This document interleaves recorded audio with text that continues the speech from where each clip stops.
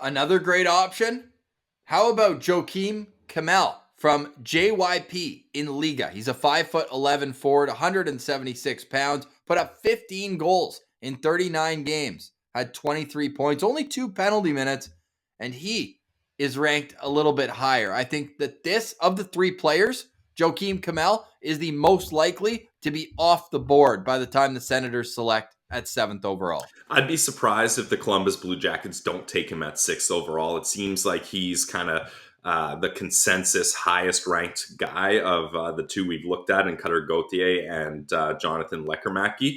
So there's a good reason, though, because again, surprise, surprise. And if you're watching on YouTube, he's wearing the golden helmet in this picture, which let's just give a quick moment to shout out how awesome that is, giving the lead scorers golden helmets and stuff like that. It's a cool look and it's a lot of fun. But there's a reason, because he can put the puck in the back of the net.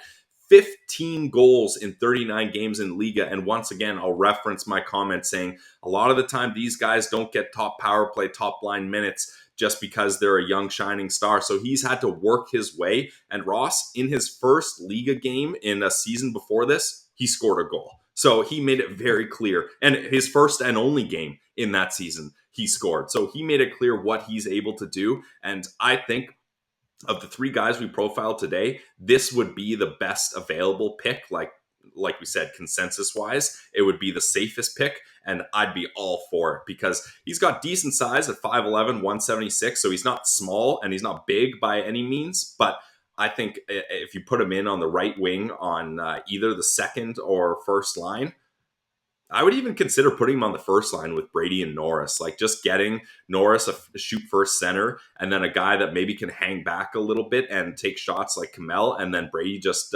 causing chaos in front of the net. That could be a recipe for success.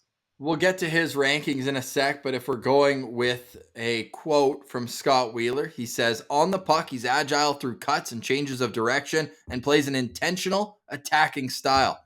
Off the puck, he also plays with a lot of energy and doesn't shy away from the physical side of the game. Now, he really struggled at the start of this season. Actually, sorry, not at the start. Started out strong. No, started out really strong, yeah.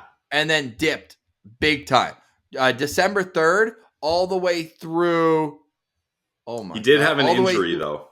Well, all the way through March 10th, he had 1 goal, no assists. Yeah, and that's including 2 games at the World Juniors. Like, I'm looking at a span of about 20 games here, where he had 1 goal, nothing else. Was still producing shots. Like, I'm seeing a game with 9 shots. I'm seeing a game with 7, 6, 4. So he was also getting ice time. I think that's probably where he's able to continue his confidence, even though he wasn't producing. A lot of guys who are 17 years old would just be stapled right to the bench. In that case, he's got a lot of games here where he's up at 18, 19, 20 minutes. Okay. So, yeah, a little bit different than Lekkerimäki, who wasn't really given the same opportunity. Yeah, lots of games over 20 minutes. And that just tells me, as a young player, he's got a level of maturity as well, where coaches are relying on him in different situations where maybe they wouldn't most of the time with a younger player. Now, Lekkerimäki is like a late July birthday for Kemell. He's a April 2004. It's insane. 2004s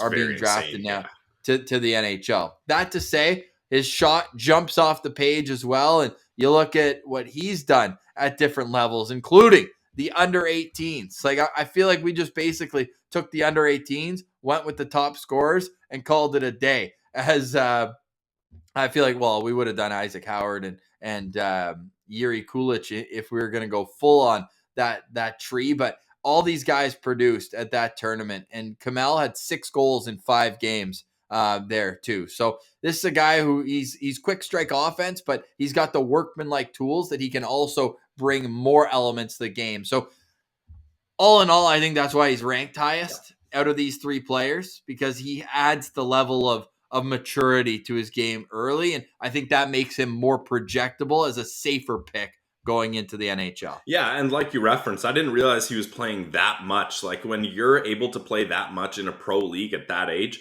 you're going to develop quickly. And sure, maybe the points aren't there, Ross, but he's learning a lot of other skills along the way. He's a well-rounded player. And Corey Pronman, he also kind of nods at the fact that he has a high compete level. So that's something that the Sens look at, right? Like you look at guys like Ridley Gregg, Tyler Boucher.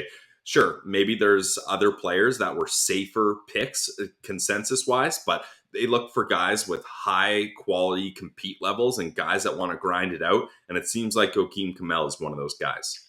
We know that we know that the lists compiled by all the different scouting entities, Bob McKenzie and Craig Button, are the most accurate, I'll say, only because they're the ones with the most connections to NHL teams. So the others, like elite prospects, they go big brain with themselves, which is fair. That's what they're seeing. They're grinding video. I have no doubt that they watch these prospects day in, day out.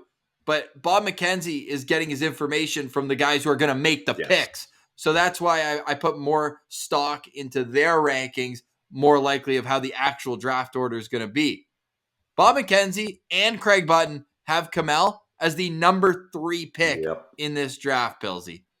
He ain't going to be there at 7. I don't think so, yeah. But the thing is, if he's not there, then someone else that's ranked very high will probably fall. And it would seem like that guy would be Logan Cooley, which that's definitely interesting. I think Cooley's going to either Arizona at 3 or New Jersey at 2. I think Arizona at 3. He already decommitted from Notre Dame, and now he's going to Minnesota. Oh, wow. How funny would it be if he gets drafted by Arizona and decides to go to AZ State and play in the same rink as the NHL team? That would be awesome, yeah. But I don't see teams passing up on the 2 right-hand defensemen, so that's why I thought he might be the guy that slides down. And Slavkovsky seems like a really great pick too. So I don't know if Kemell does go in the top 5. I don't know who's getting bounced. That's why I really see Columbus taking him at 6. So what are your overall thoughts? We've just talked about 3 players here that will go in the top 10. I think that's safe to say these are all top 10, top 12 picks. Yep. Who do you like the most? If Kemell's there, I'm taking him. I think it's very unlikely that he's going to be there. And if he's not, you still get your pick from like Lekkerimäki or Cutter Gauthier are both going to be there, right? So you still get your pick there. If I'm looking just so far, I probably go with Cutter Gauthier because he has all the set like USNDTP. Dad that played professional hockey. He had a cup of coffee in the NHL. I think 1 or 2 periods in one game with the Sharks. Yeah, I think so. Nice. And then size. So he's got all the attributes the Sens clearly value. And I think he would fit in nicely to get some more size up in that top 6. So that would be my guy, Cutter Gauthier.